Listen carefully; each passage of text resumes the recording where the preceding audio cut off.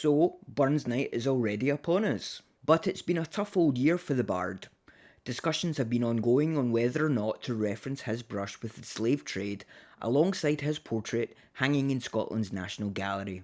I met one of Scotland's leading Burns experts at Glasgow University to get to the bottom of this latest attempt to cancel Rabbie Burns. If we rewind to May 1786, Burns's prospects aren't so good, and he tells us quite clearly, he is thinking of going to Jamaica to work on the slave trade. But he knew fine that bookkeepers like others would be pressed into service. Burns was thinking of going, but of course, crucially, doesn't go. To emphasise that and not to cite the 9 instances where he speaks out against slavery seems to me to be a wee bit asymmetrical.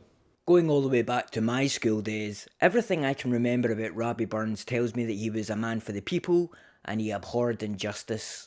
I asked Professor Carruthers just how fair is it that we're judging an 18th century poet by 21st century morality standards?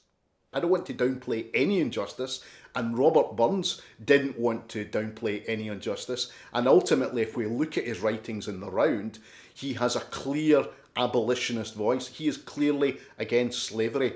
What do? Do we whitewash history? In other words, we cancel stuff.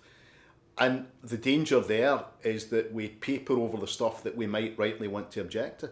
Okay, so we've heard the academic perspective. What do the people think? Do you think we should be judging someone that lived in the 18th century by 21st century standards? Probably not, no. Because, he, contributes a lot to, primary school.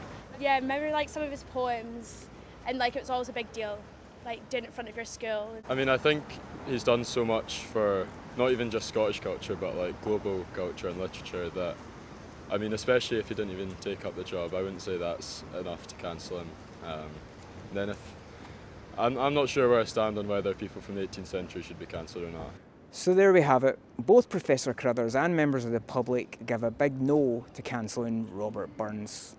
This is Tony McGuire for GB News in Glasgow.